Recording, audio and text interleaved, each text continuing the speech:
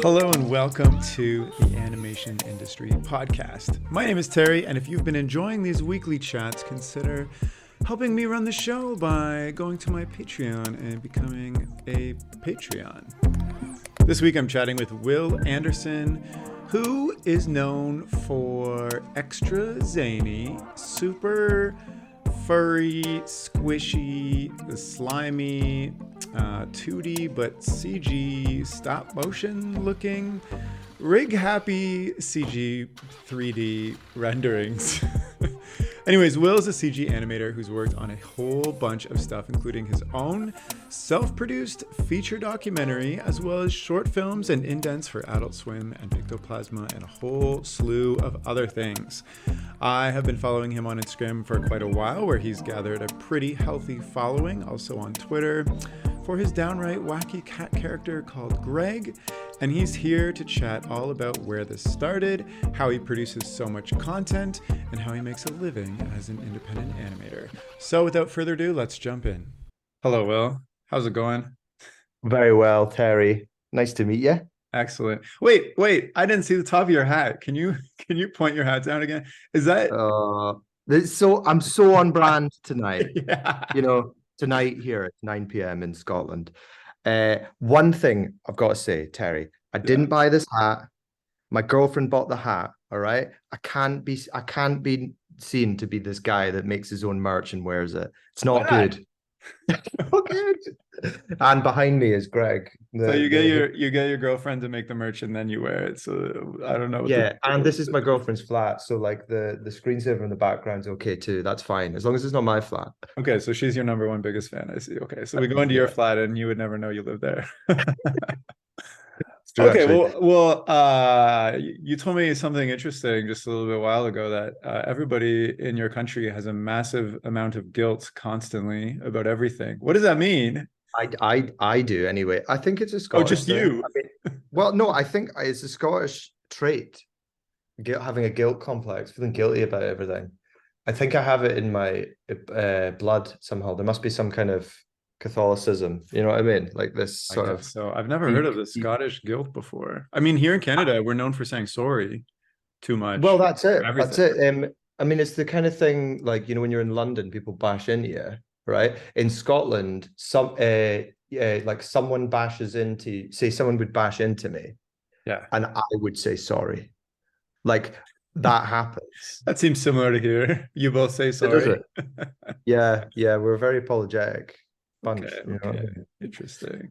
You told me something else interesting that has nothing to do with Scottish culture, but you just finished a feature documentary about yourself, which that sounds crazy to me. Maybe you can clarify that. Yeah, well, I will clarify that a little. Not entirely by myself. I work with this other guy who's a stop frame animator called Ibele and Anderson. Okay. We're bros, not by blood, but we're collaborators. I figured when you said that. We've been working together since we met in college. Which was in Edinburgh, where I am just now, the Edinburgh College of Art, where we were making graduation films, obviously, together. And he kind of helped me write mine, and I kind of helped with the compositing on his. And ever since then, I think I finished in 2011. He finished in 2012. So over 10 years, we've been working together. And for a large proportion of that, we have been making this feature animated documentary. Oh, wow. Which we finished last August. We did a premiere in the Edinburgh International Film Festival, and I'm actually just back from Portugal, and because we were screening it there, and it's been doing a small UK tour in cinemas, which finishes next week. So it's been a bit mad, and it's been really hard to do. Actually, one of the hardest things ever for me. Just such a challenge. It drifted for years. We thought we were nearly finished years in, and then we weren't at all. And then it completely pivoted and changed, and it became this kind of very kind of reflexive meta film about failure and like accepting failure. it's a weird project, a very personal one as well. Like it was about my mum got ill and she got cancer about 8, 9 years ago. She's fine actually. She's good. She's alive, and I'm very lucky. I can say that. But I just started making a film about it when she got ill, and me and Ainsley would we'd film things like, and again, people are coming to your podcast like maybe animation. We are animators. We make stop motion. Well, he makes stop motion. I make digital work, and I've pivoted to 3D recently. But like, it was always 2D puppet based stuff that I was doing. But when that happened, I've always liked documentary. I'm kind of more interested in documentary a lot of the time. We just started filming stuff and animating stuff, and it just went on for ages, and it grew this kind of life of its own, and it became this. The cancer embodied itself as this little cat called Dom, and the film's called A Cat Called Dom, and it's kind of this little character that kind of speaks for the cancer and tries to make sense of it when it's so almost impossible to make sense of something like cancer, so yeah, we struggled to get it funded. We struggled to like get off the ground. We had a producer, then they went, and we got another one who was, who got it made eventually. So it kind of worked out in the end. But it was a long process, man. Like that has been, yeah, that I'm super relieved that we got through it. I really didn't think we would at one point, at several points, but I'm actually really happy with it now. I think it's very unusual, but I think it's honest and authentic. And it wasn't before. It just changed. And I'm saying a lot of stuff Yeah, here. yeah. I mean, Well, that's fine. so I'm I just should letting you probably talk. shut up a little bit and I didn't know like you were. I mean, I knew about a cat called Dom. I'd seen that on your website and stuff, but I didn't know this was like a 10-year grueling 8 years. project that you had Yeah. made, like while also, I'm assuming, becoming getting an animation career and like working and trying to get work. And then that sounds crazy. It was, yeah. I mean, I think so. So just to rewind a bit, like our graduation, like I did this graduation film. It was called The Making of Longbird, Hmm. and I didn't think anyone would want to see it. It was a fake documentary about this old Russian character that was forgotten in 1917, and then I've basically unearthed it in my graduation film, and I tried to make it modern, like tried to modernize it. And this became a 15-minute short film.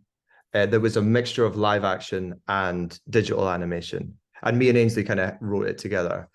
So that I honestly genuinely didn't think that anyone would want to see that, but it did festival. They did the festivals quite extensively, and then it won a BAFTA in the UK, which is our like it's our like Oscars, if you know what I mean. Yeah, yeah. Uh, Graduation film. So that I was like 23. It was like insanely like one lucky, two like just crazy, but like it kind of started my career in Hmm. animation, I guess, because I think it was a year after graduating. I was touring festivals, and I was like screening my work, and my work was this one film, really. So it kind of got us on the way to go, right, we'll make a feature, we'll try and like do something like that. But after that, we also made like a commissioned film, like a short film with some like state funding here in the UK, in Scotland.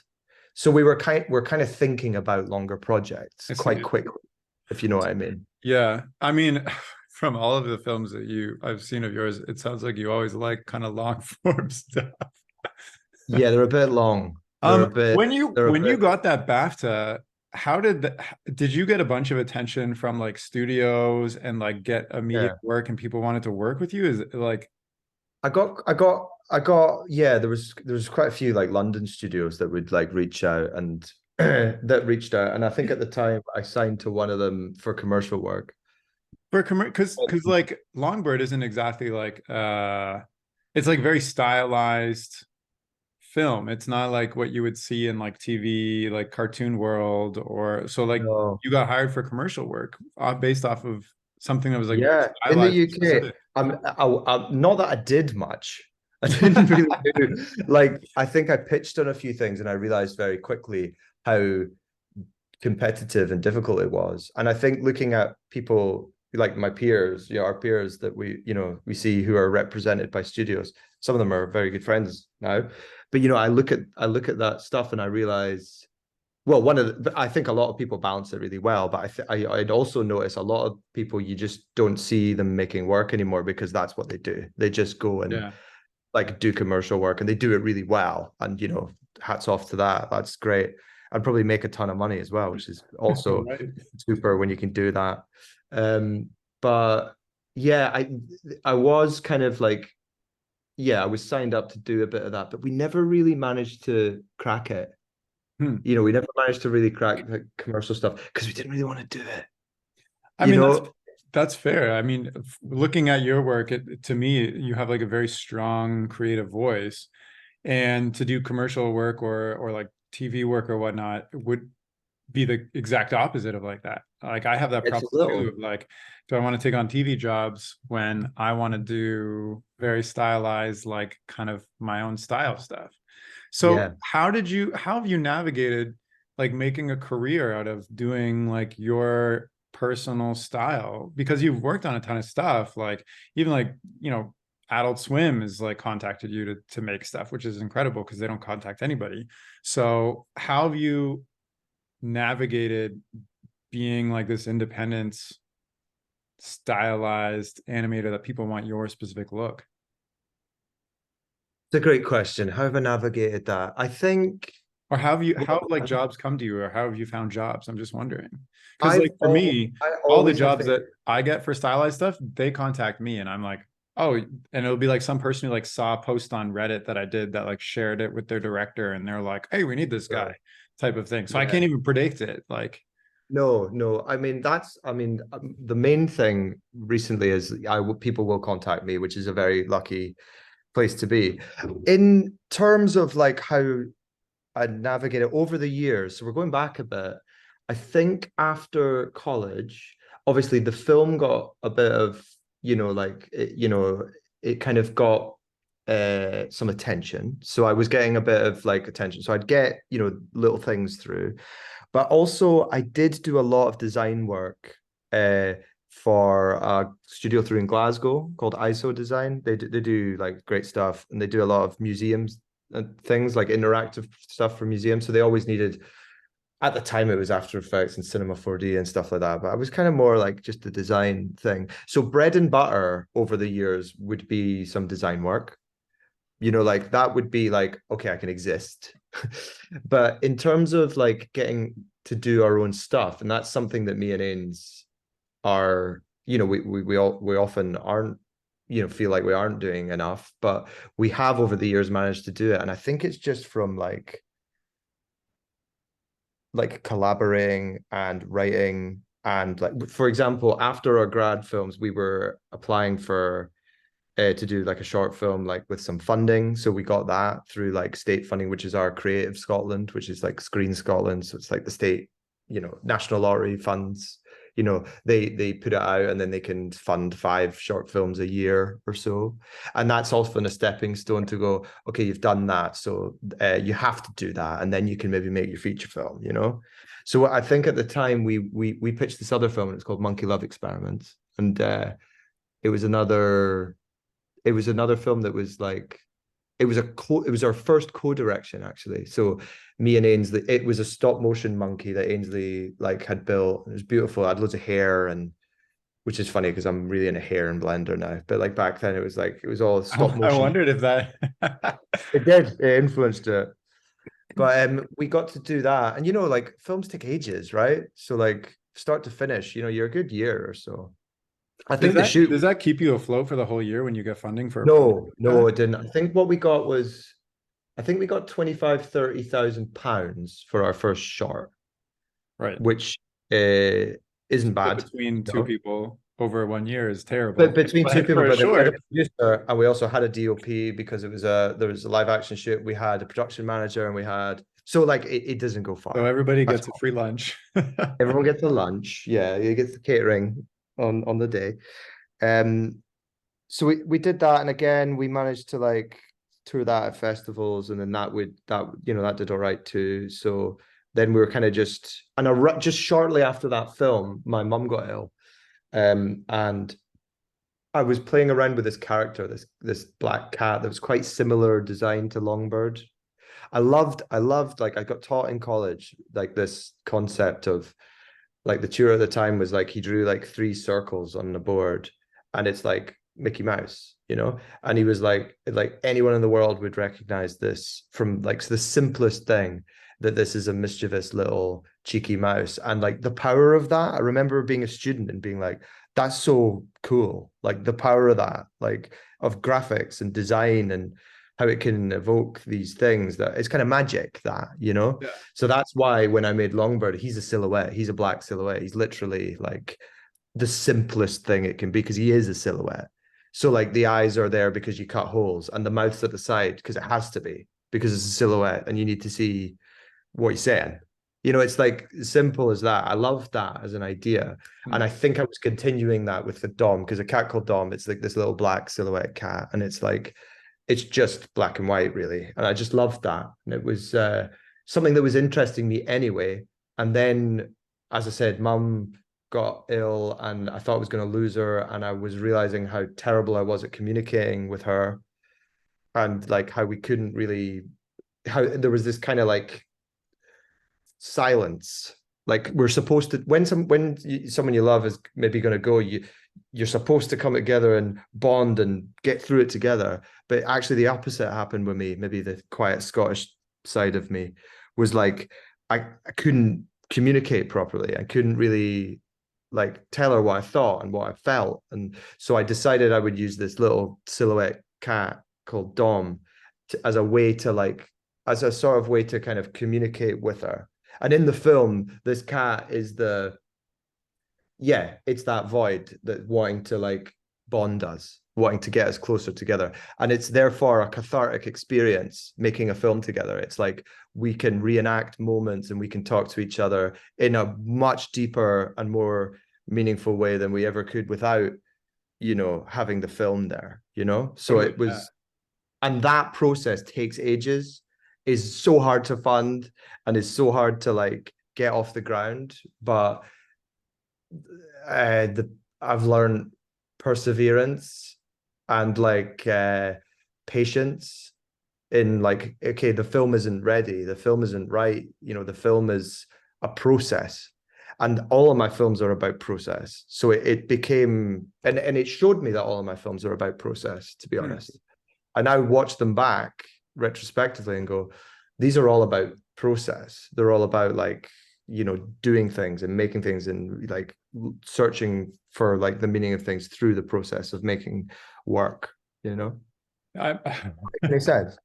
I hope that makes sense. 100%. I think it's very interesting, what you said about like exploring real themes in your life and your films, and also it's more about the process rather than just like finishing it. Because I talk to a lot of people who make short films, and there's a deadline, there's a budget, there's a producer, and it's more about like, let's just get this done, versus it sounds like you're willing to sacrifice like that mentality to get it done in the way that it's supposed to be, I guess. 100%. And we're complicated, it's so difficult, because between me, I often describe it like between me and Ainsley, because Ainsley's you should talk to Ainsley, by the way. Okay. In the future. Yeah. Like Ainsley's, he often talks about poking at the thing that makes him sad and that's hurtful and that's hard. And like that's the thing that really interests him. And I always crack a joke. And we say this in our film, actually, it's really near the start. And it's that tension. It's like, I actually wanted to get this film out super quickly, like really like flawed. Like, let's write the story. Let's make it look like a documentary, but it's a fiction film. And we're going to like solve this problem that's cancer, really. You know what I mean? Deeply flawed idea. But that was my personality. That was the way I was looking at it. That's the way that I was processing it. And Ains is slower and more methodical. And the both of us together, we kind of speed each other up and slow each other down, And like, if it had gone quickly the way I wanted it to, like if I could have got it done in 2 years or like 3 even, it would have been so flawed, so wrong, you know? And it totally is it's a totally different thing that I thought it would be, but it's doing the same kind of thing that I wanted it to. It's weird. So It's like like, what is the trade-off of like getting it done quickly and flawed versus like getting it done right? And you said it was one of the hardest things you've ever done in your life, assuming you've that's ever like better. climbed Mount Everest or like Yeah. stuff like that. So like what is the trade-off? Because like you can do 10 quickly flawed films fast and probably learn through that process and like Yeah. develop a style and a storytelling technique, or what you did, like you know what I mean, like what do you see as the trade-off or like Well, the purpose? it's funny that because I think now, because now I'm doing like a bunch of throwaway quick things that are like they don't need to mean anything really. And that's me getting that fix of being like, Hmm. okay, now I'm doing that and experimenting with Greg and Right. Hair and Blender and playing around and having fun. Because as probably as a reaction to spending so long for That years. makes sense to me. And maybe if you Yeah, started doing the like quick flawed thing first, you'd be like, now I'm ready to do a longer format thing, so it doesn't matter, so you're just yeah, and you know what, Tara, same path I've different never, times. yeah, I think you're right. And I suppose I've only really thought about it more recently because like it's only quite recently that I've been like spitting out a lot of why I got into Blender and I'm like totally obsessed. And I've like been spitting out like just making of stuff and like just experiments. Yeah. And I can see now how difficult it would be. And I feel how difficult it is. Sorry, I feel like I can't articulate this very well. I'll try. Okay. Uh, to like to like go into something bigger when you're used to that and you're used to that reaction, the instant reaction you get from making stuff. Like you literally post it and then people react straight away. Not always, but it's so instant. It's like the polar opposite of making a like 8 year long, yeah, Yeah. and a documentary over years. I mean, I haven't done a documentary feature, but like when I was in high school and the few years afterwards, I was popping out like every single night, almost every night for quite a while. I was doing like short 30, 40-second stop motion animations. I would like make a character, I would like get home from school, go to my bedroom, get some clay, make a character, draw out a couple of like lines that they could say on a piece of paper, and then quickly shoot it and edit it and be done it by the night. And I think I made like over 60 of these. There was no like Amazing. social media back then, so I didn't. Yeah. I like would post them to YouTube, but like to no views. And like most of them are lost to time now. But like now, when I think about doing something like that, like I I don't want to do it. Like I want to put my effort into like something that I'm gonna like spend like months like Yeah. crafting and like coming up with some story and like et cetera, et cetera, et cetera. But the crux to that is like it's so hard to get into a mental position where I'm like, now I got to start, because I know it's so much effort that just like there's a big block of even being like, I know it's going to be so hard to start, so I just don't want to start. So I like Yeah. put off doing the things I want to do and doing other projects instead, because I know that like I'm gonna have to climb this mountain for my next Yeah. for what I want to do Yeah. for my next thing. So I think it's interesting that you kind of did the opposite, and now you're I, just I do want to say just to clear up as well, because I am remembering as I'm speaking. I was also a bit similar to what you said, where out of college I made like 40 videos and put them on YouTube, and they were like me and Ainsley talking. So I was getting that. ah I was doing that also for like a concentrated amount of time, maybe a year or two. So like spare time doing it, but it was always Terry more like this is a pitch for like a TV show or hmm, something bigger. It was like this is the process I need to go through to like get like a series or a TV show off the ground. So it was like it's a mix. You know what I mean? It's a mix of like I'm doing a bit of throwaway things that are like that I just need to like communicate with the world in some way. But like, yeah, I think the thing that is more uh, meaningful and that's sort of more important is to have these things that you're going to be really proud of, that you can look at and be, you know, like be like, these will last forever, you Yeah, know. totally.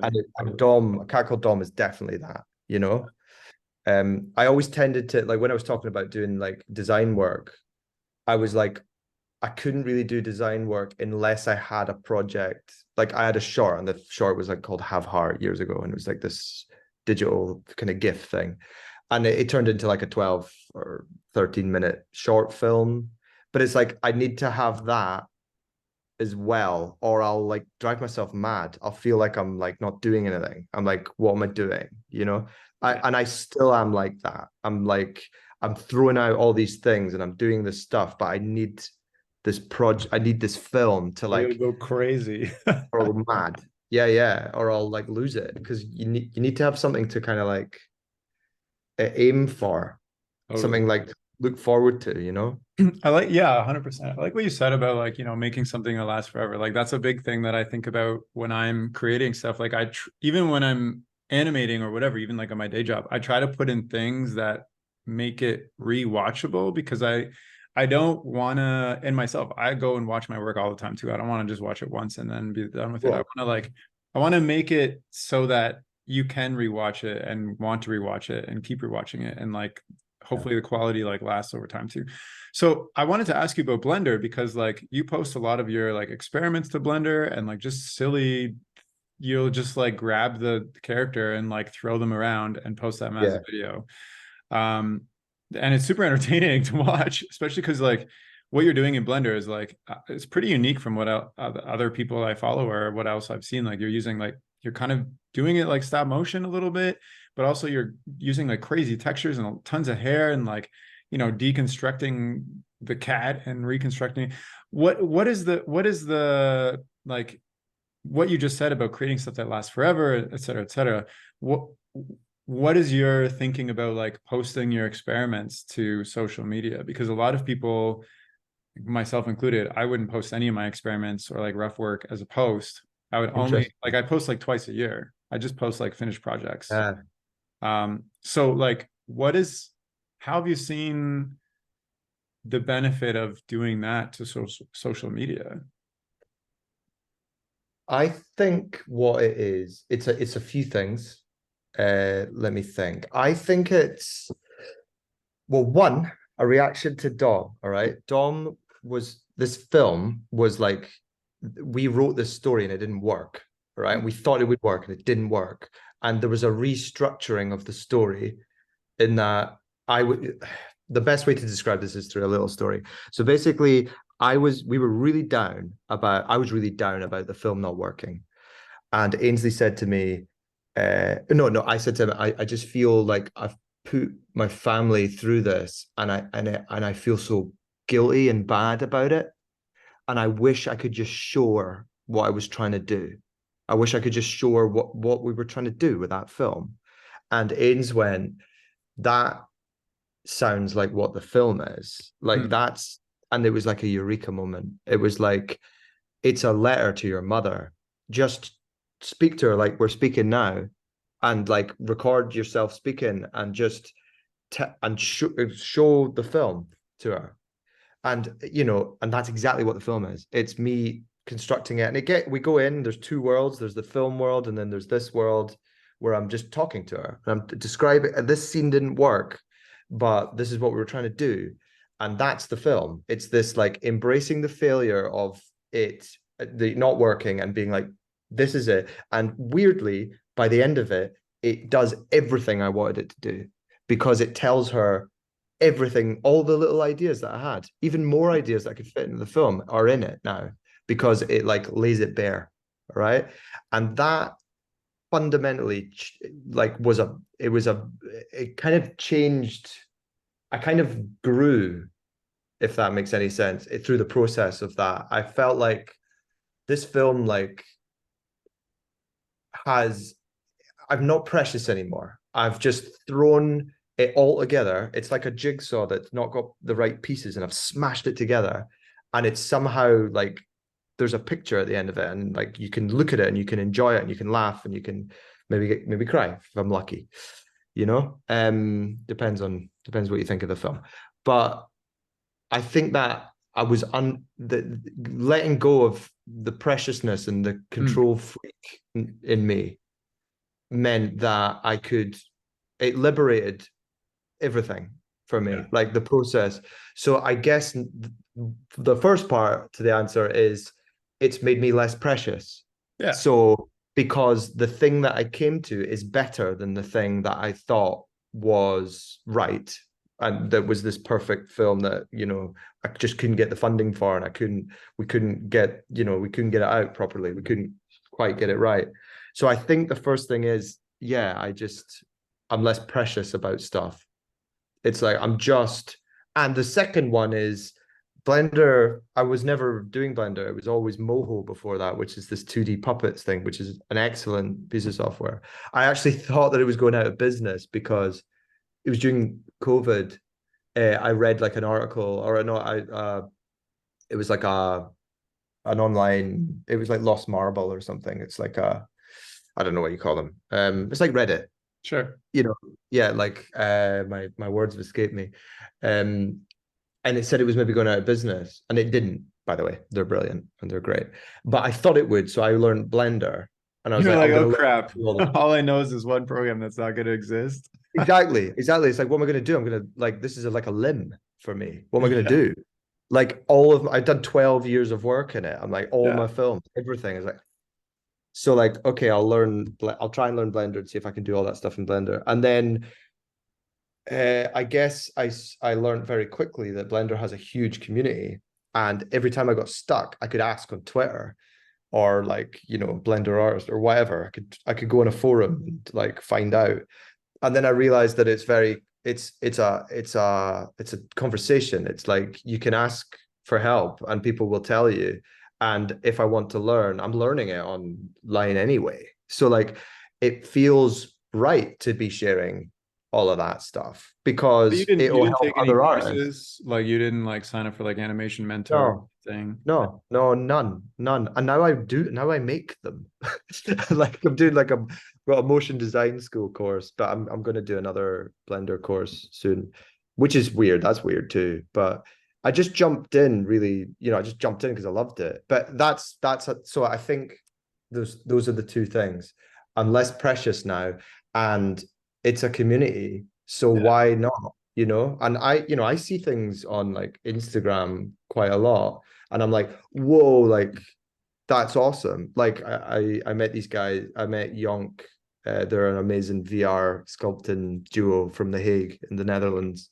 They were at Pictoplasma this year. I met them there, and I see what they post online, and I'm inspired by it. It's like that's amazing, and they show how they do it a bit and stuff. And I'm like, that's making me want to go and open Blender. So it's like that's a good thing to share, you know? So it's like, because like I treat my social media like a portfolio. Like I only post stuff there that like I want like somebody who's potentially going to hire me to see. But Mhm. you're treating it more like just a Sketchbook. community thing. But like and also it makes sense that you like it's not so precious anymore. And like for me, if you had just posted one video of like Greg doing something after you had learned everything, I probably would have been like, cool. But now I see it all the time doing all this crazy stuff. So I have so much Too more much, exposure probably, to yeah.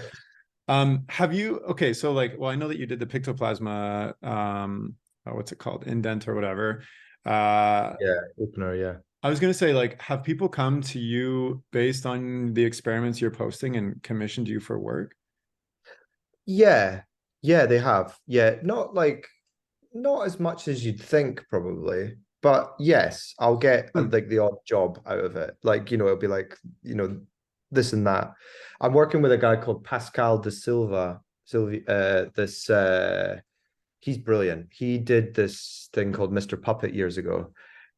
He kind of works in like technology, and he's Australian, but he's living in Brooklyn, and he's got this company called Lingonberry Intelligence, and I've been bringing to life this character he's got called Tanaki, There's an app coming out soon, and it's kind of like an AI thing actually. But Okay.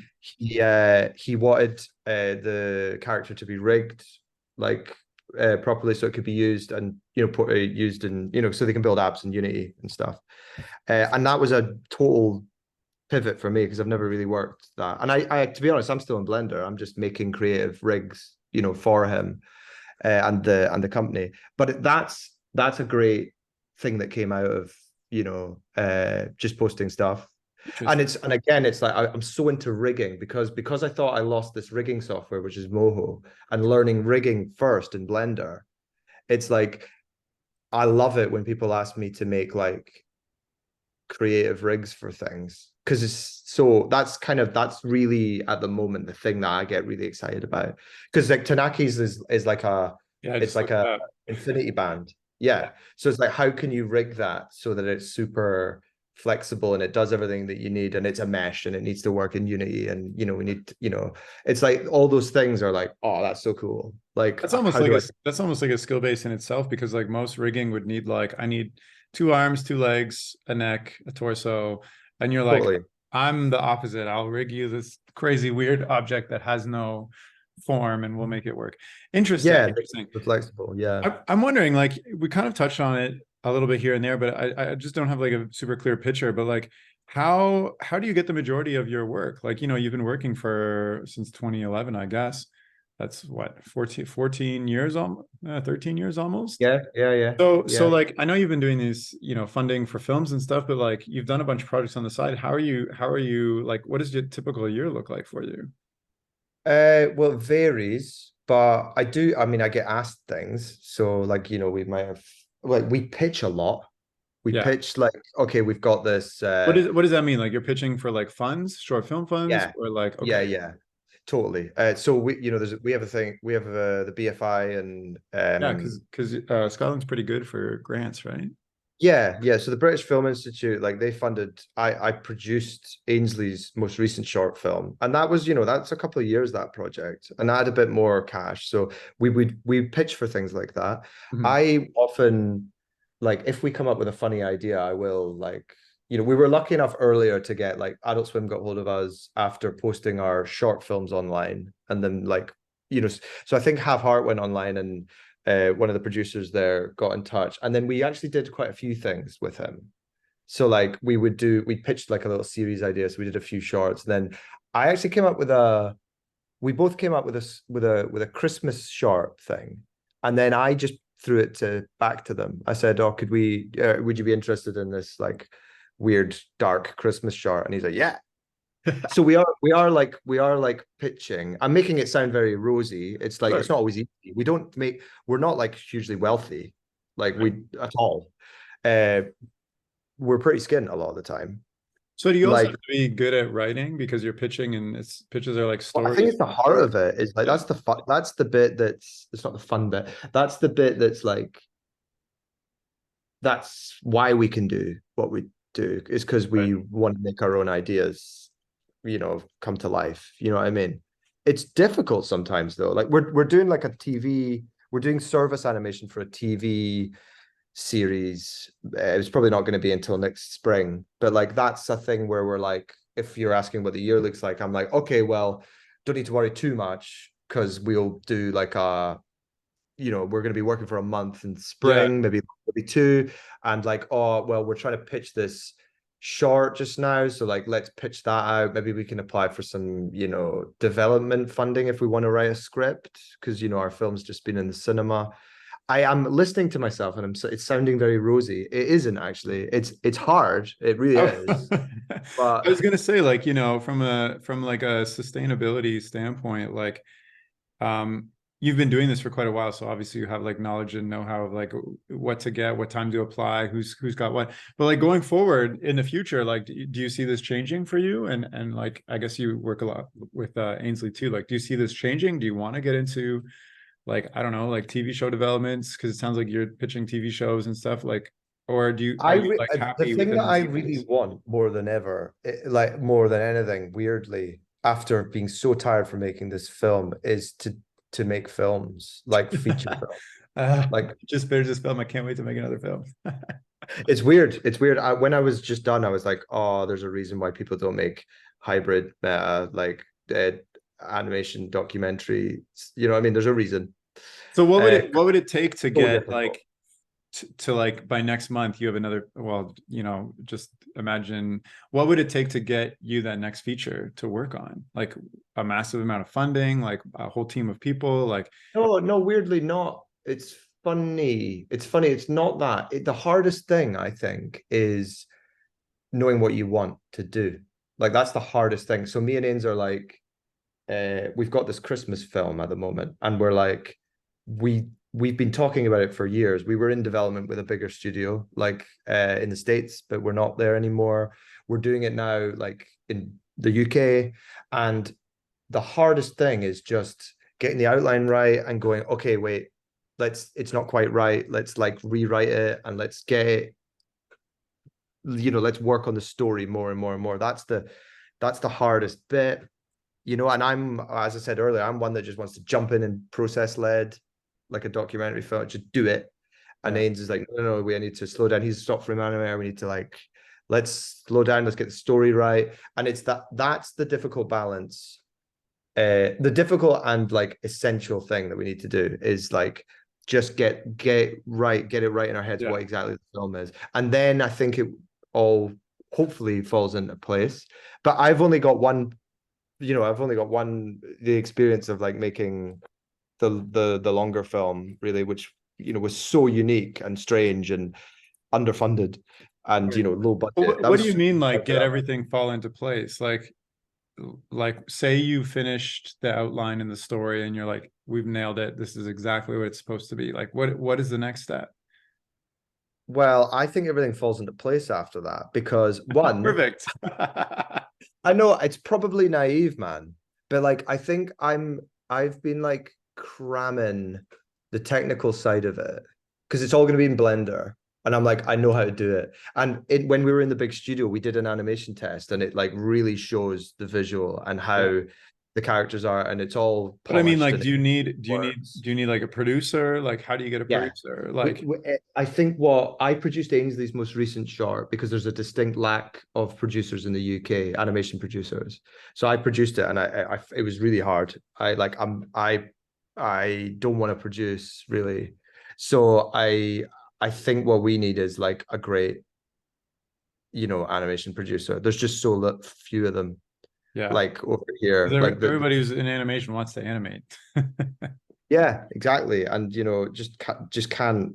It would just be so different. Yeah, like because I kind of co-produced the film, the documentary feature, Yeah. because I had because it's a personal film with little funding, and So it was how are you passion project. okay, so like producer, like like you get some funding, like how are you sustaining yourself on the side when you're working on these projects?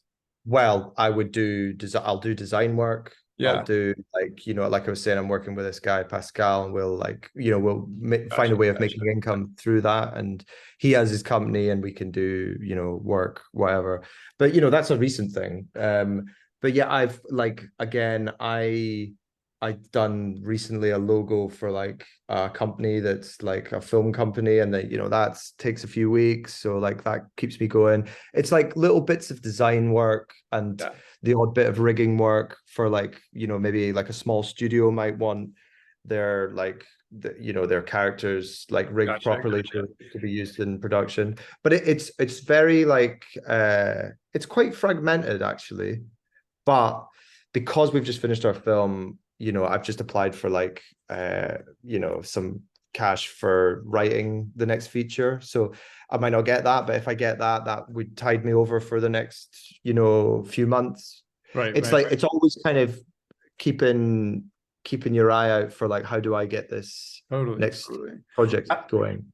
Have you ever considered or had the opportunity to get an agent for your work?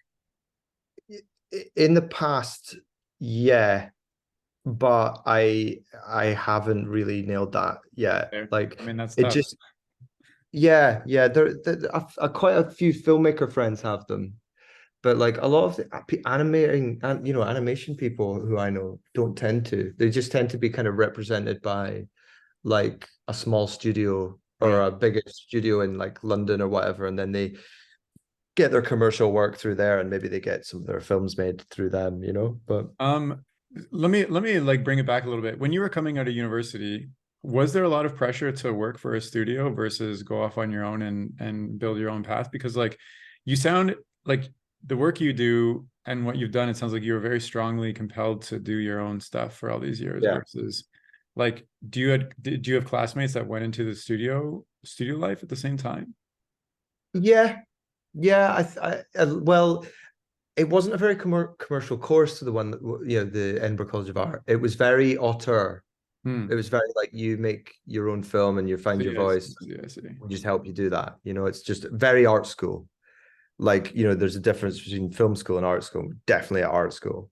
Yeah. So it's like there was in our, years always vary, but one of the guys ended up he's a great guy, Paul Rice. He works on Gumball, or he was working on Amazing World of Gumball.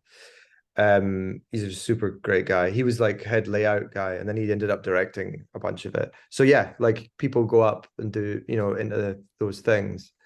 But um it wasn't really that, it wasn't like we were having conversations, or like we weren't like all talking about that as students. We were just wanting to make animation, Yeah. and film. That You sounds know what I fun. mean? Yeah, yeah, it's the best bit. It's so fun. Do So you fun. ever like think because like I went to a traditional animation school where it's like very commercialized, like you do the internship at the studio, they like Oh, teach we you how to didn't get do into that. No. do you ever like wish you had some of that when you went to school, I guess? Nah, No. nah. I don't have any. I never, as a person, I'm not ever like regret anything, really. I don't think it's useful. I feel like I'm probably more concerned about the future than the Yeah, past. You know what I mean? I'm always right. like, I am quite anxious. Like I'm always been an anxious person. So I'm like, I think partly the way that I can keep doing what I'm doing, because I'm not from like a wealthy family. I'm not like, I don't have a bunch of money like stored away. I think I'm always worrying about what it is, so I'll find a way to like get by. Like I Anxiety don't. drives you forward. Yeah, exactly, I mean, exactly. hey, why not? That's But yeah, I mean, they're all. Yeah, you know what? Like, this is a bit of a jump, but like, it's something that the big studio taught us, and it's something that hopefully is useful to hear. I've said it out loud before, so here we go. It was like we pitched this idea to this big studio, and they came back and they went, "Go away and repitch it. Like, go away, think about it again, and because what you pitched to us, we could get someone else to do it." Hmm. Like, what you need to do is go away, work it out and pitch something that only you can do. And What that is was that? Okay, so what did you pitch in the first place? That because when I look at your stuff, it's already super unique. And I was going to make a point about like if you went and took the traditional university path or for learning animation, I don't think you'd be making what you make now because like your stuff like basically breaks all the rules that you learn in anim it's except probably for because I like just don't know how to do it the properly. principles of animation breaks everything that they like conform you into to set you up for like TV and movie animation. So what did you pitch that somebody else could do? Because I already look at your stuff and I'm like, I don't know who else could think this way. uh, I think it was actually after the Adult Swim Christmas thing that we did. So that was a thing. So it's not to do with like technique. It was to do because the Adult Swim, it's called Christmas is Cancelled, the short, it's on Yeah, YouTube. yeah, yeah. And it's like I set out, it's in Blender. It was the first thing I did in Blender, and it's grease pencil puppets. And we like set it up with like iPads to like animate it live. So like the animation is terrible. So it's like super fun and like playful, and just like we did it all in like 2 days. Like the animation, like the rig took like 2 weeks. But again, the whole thing took like 3 weeks. So kind of balances out. Yeah. Um, but like it's not pit like, I think what you're saying there is like, oh, you've got a visual style that's unique, but like they weren't interested in that. They're like, what you pitched as an idea is like the story idea, the thing that people are going to the cinema to see, or going to turn it on the TV, is like it could be made by anyone. And they were right. It's like, so what we need to do is go away and rethink how. So we need to pitch something that only we can make. And that was a really, really amazing bit of advice, Yeah, I was because gonna me say. and Ainsley still talk about that. We're like, with the thing now, even when we're like, we know it's us, we're like, keep asking that question, like why? And like, well, one, me and Ains are two Scottish guys, so we are like the ambassadors for Scotland. So like the story needs to be super Scottish, and like from like folk music, and like we got loads of pals who are folk musicians. Let's get like the best music in here, and let's like, it's like really constructing it like, how can only you make this film? And that film, A Cat Called Dom, is exactly that. Ah, It's like no one in the planet, Terry, can make that film, yeah, because it was my life and my mum and my family and my little cat. It's like no one else can do that. And that's like, and realizing that was like, it was a changing moment. It's like, okay, I think naturally we do make things that only we can make, maybe, but yeah. I can see why a lot of students would lose their way, or not, or be into this Totally. like, It's get super into this. hard when you Yeah, when you go to conventional school, it's so hard to keep your and to strengthen your own voice, because like yeah, everything you do and how you're graded and how you're judged and everybody else is doing is like the thing that like Disney is looking for, like versus like I ended up not finishing my school and pursuing my own path because I had made my own stuff, thankfully, instead of trying to like I mean, I certainly learned a shit ton of stuff while there that elevated my own work and still does. yeah, yeah, But like, it's so hard to push your own voice when like the majority of work out there wants you to like come and just do the project they already have going. So, yeah, and I super love that advice. Like, what is the thing that only you can possibly do? And like, you're even yeah, amping up the qualities of who you are. Like, I yeah, was thinking, like, what if I wanted to pitch something Canadian? Like, we don't really have that much history of culture. yeah, I'd have to include like absolutely. poutine and beaver tails and maple syrup and stuff. But No, that's the thing. It's like, yeah, it's that fundamental thing. It's like, okay, only I can do that. yeah, And that's just, it's the bit, it's the way to be thinking about making art. And you can boil it down to all the great films that you like are like that. It's like, totally, it's only totally. them that can do it. And Yeah. it makes a lot of sense, I think. Even like when you think of like mainstream stuff like Spielberg versus like Wes Anderson, like I Yeah. guess now their stuff is so saturated that you could Yeah. potentially make it, but like they were so unique at the time. So okay, so like my maybe this is like a final thought for this conversation, but like my thought on that is you would probably get turned down a lot for work, but when you do get work, it's like super super sweet to do that thing that only you can do, because like I feel like you're pigeonholing yourself a lot when you're Hmm. pitching stuff, I guess commercially or even Hmm. to like funds and stuff, because like I've applied for short film funding here with like something I knew would not get funding, but I was like, this is nobody else in the world is going to create this. And it was like very risky Yeah. and edgy and grotesque. I didn't get funding. But like often I think like, what if I had done something like politically more acceptable and forward and like I But probably then that wouldn't, you wouldn't be happy as a human no, being. Me so I and Aiden wouldn't had have been this happy with the conversation. funding I got. Yeah, me and Aiden had this conversation in the car. Like, we were at some screenings of Dom like this weekend. And he's like, we said that, I'd said that thing about like, when you're in your deathbed, not to be morbid, sorry. It's like, oh, would I be happy with that film that we made? And it's like, yes. Yeah. It's really flawed, but I'm like, fuck. It's like, it's totally right. And it's been hard. And also, just to not sugarcoat things, that design work for years, they're great. They're great. But like, I did a lot of things that weren't mine, and that was servicing a creative director. And I still do sometimes.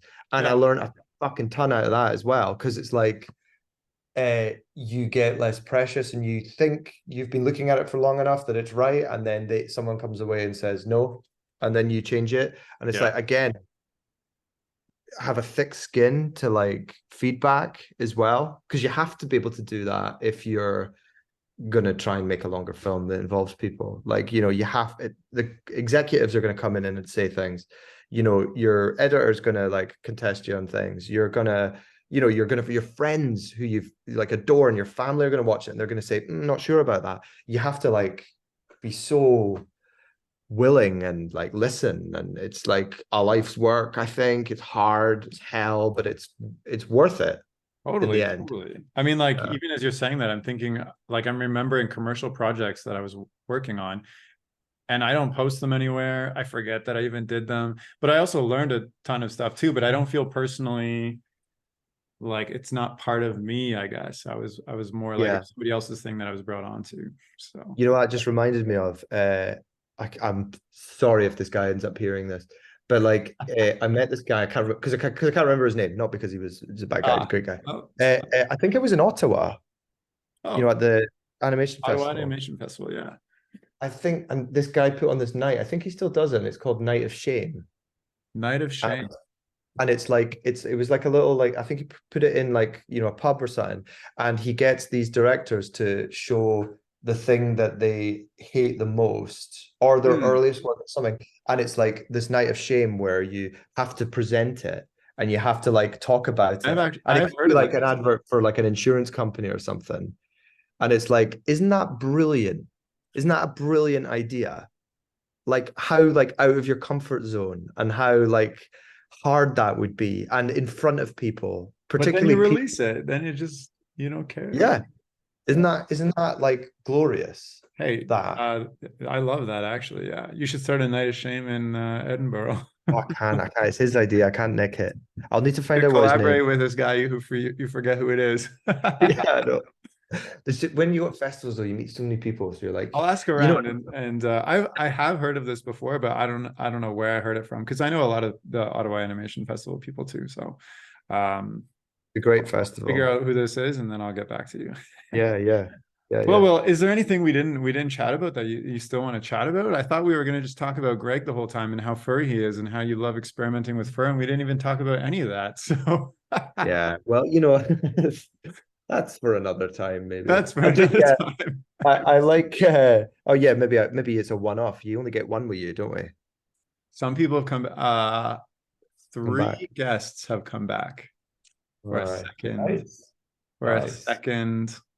I think only For round two. for round two. Yeah. Um.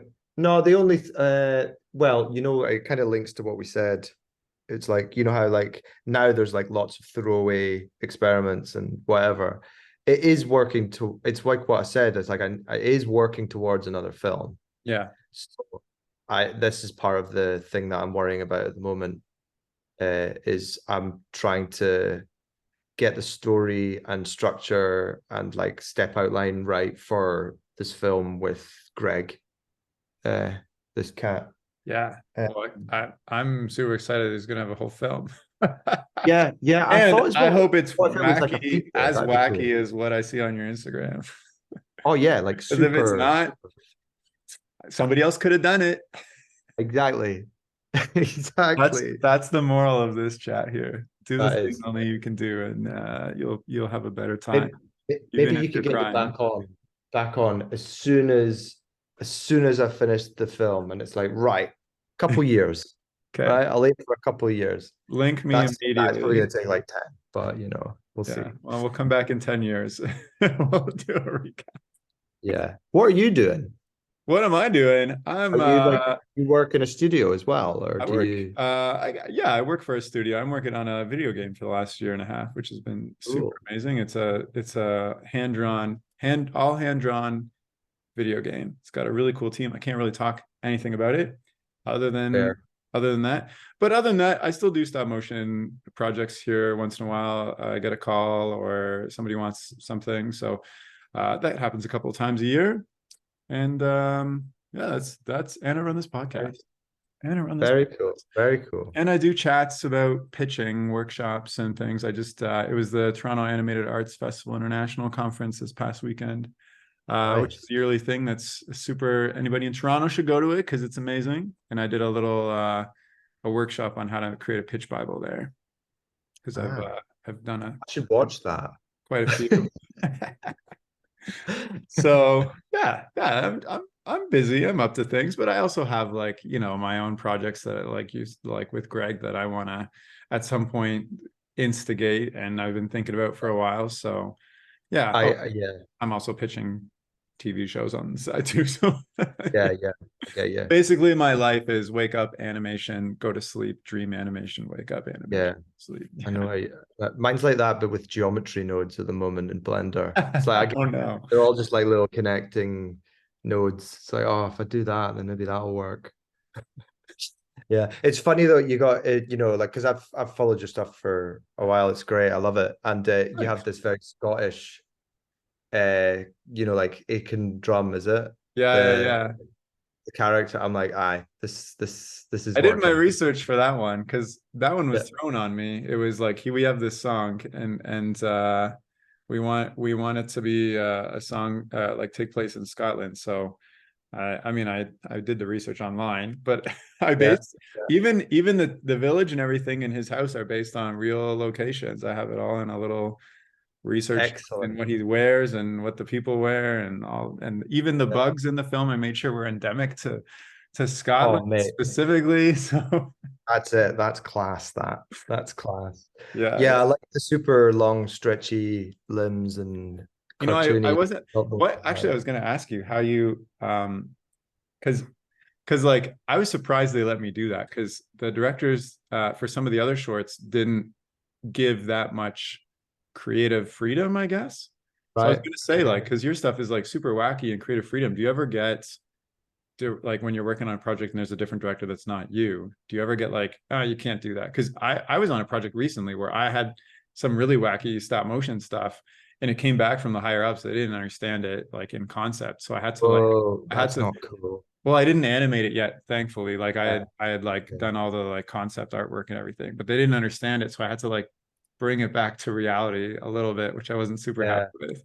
I suppose like I don't really, other than like the design work, there hasn't been a lot of times where I've been asked to do something that's like a director's just getting me to animate it, Mm, which is weird. Because again, I kind of get away with just doing mainly my own stuff. right. Um, Even when I'm saying all that though, I'm like, yeah, how does it work? How does it work? I guess it's just like enough to get by from like little jobs and like doing those things that you want to do. And like I think also it's very like, it's like like things lead from each other. I must think it must be like, if you're a musician, you play a gig, you get another one. Yeah. Bit Yeah. like that. So you make a film and then you'll get some work and all that, and then you're going to make another film, and then that'll go, and then some people see that, and then you get some more work, and then like we've just done this tour, and then it's like, okay, well, maybe we can like, it's just like the journey just kind of keeps going. It's just like, That okay, well, totally we'll makes just sense. apply for Yeah. the next thing. Yeah. I mean, that makes a lot of sense. Like even my own work, like Silly Duck Wizard led to somebody wanting that, which eventually led to Aiken Drum. And so like, Yeah, the Aiken Drum is like a direct result from the Silly Duck Wizard. And that's why like everything's like felt and whatever, because like yeah, that's like what sold it. So yeah, I mean like, and then hopefully the next person sees that and they like trust you enough that they let you do the thing you want to do. But yeah.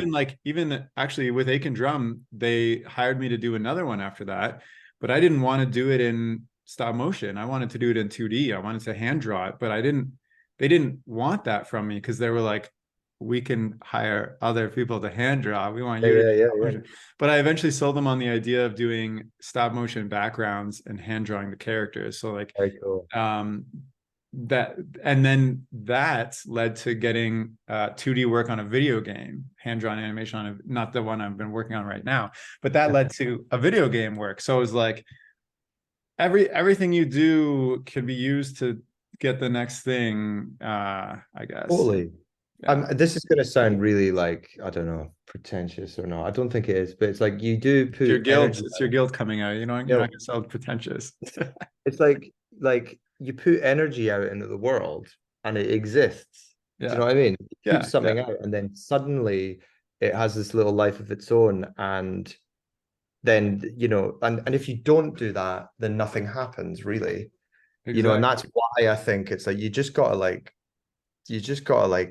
do it. You gotta just put things out and feel like not too precious. This is advice to myself. I'm not trying to say this to the audience. You know what I mean? It's like, put stuff out and share your experiences with the world, and it will respond, I think. If that makes me sound so like I'm trying to be like really, No, but it's true. Like, I think about this all the time, because before I got into animation, I was like strangely waiting for somebody to hire me for animation, even though I'd never animated anything. But in my imagination, I was like, I know I can do this, but I hadn't done anything. So it wasn't until I actually did stuff that people wanted me, and I was like, well, now I know how it works. And I wish people just call me up out of the blue, being like, hey, he's a cool guy, he could probably animate this thing for us. Exactly.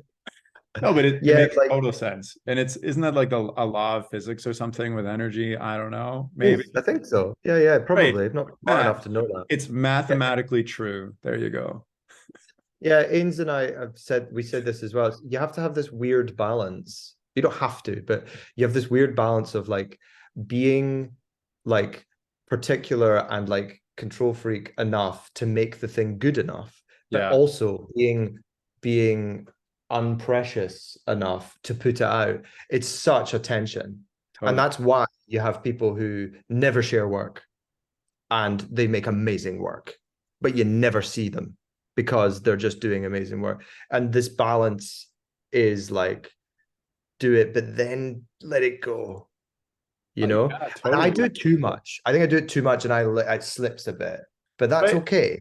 I think on that note, I think there is a certain quality you have to hit, because if you're just putting out very low quality stuff very frequently, like I don't think that's ever going to hit, because anybody can do that, right? So you need to take it to some level at least to like prove that you're worthy without, I agree, you shouldn't be, and I have trouble with that myself, perfectionist. I always, whenever I get a project that I want to really work on, I end up killing myself and working like 18-hour days every single day for like 3 months straight, because I'm like, I want this to be as best it can be, and I only have like 2 months to do it. Well, I'm gonna make 3 months out of 2 months by killing myself. But yeah, there's definitely a fine, like exactly what you said, like, letting go, but also, reaching that level to put it out there and make it good. So. It's such a funny thing, and no one teaches you that. Like there's no like course where you're like taught that. You know what I mean? In college, it's like, oh yeah, you got to be really good and super, like you got to put your life into it, put life's work. Come on, let me do the best it can, but also just put it out as well. Just throw it out. Go on. It's like, what? I wonder if there's like some psychology of just like the artist brain thinking like that, or just, I'm sure everybody deals with that in some, like I'm sure some baker is like really good but doesn't want you to try their cookies because they're not perfect or something. I'm sure it exists in every form. Absolutely. Absolutely. You should talk to Ains. He's I think you and him would be quite similar in the way that you, like, you know what I mean? Like, because you're both top frame as well. But like that'll just be a 10-hour conversation then, if we're just the same. 10-hour conversation about building and like. Well, is there anything, any final thoughts you want to share before, as we wrap up then, I guess? Well, no, I don't think so. We already learned the lesson of this chat. I think so, yeah. Will this be like unedited, or will it be all like? I will edit it if that's a discussion to have after we're done. All right. No, I'm, cool. Well, thank you so much for coming on the chat. Well, it's been a pleasure, and I've enjoyed. Thanks very much. Getting to know you a little bit more. Yeah. And if you're listening and you want to reach out to or follow or look at Will's work, you can go to his website, which is wanderson.xyz, or check him out on Instagram, which is under Will Anderson Jr. And I'll include both those links in the description of the chat. And that's all for now. So thank you so much for listening. Okay, bye.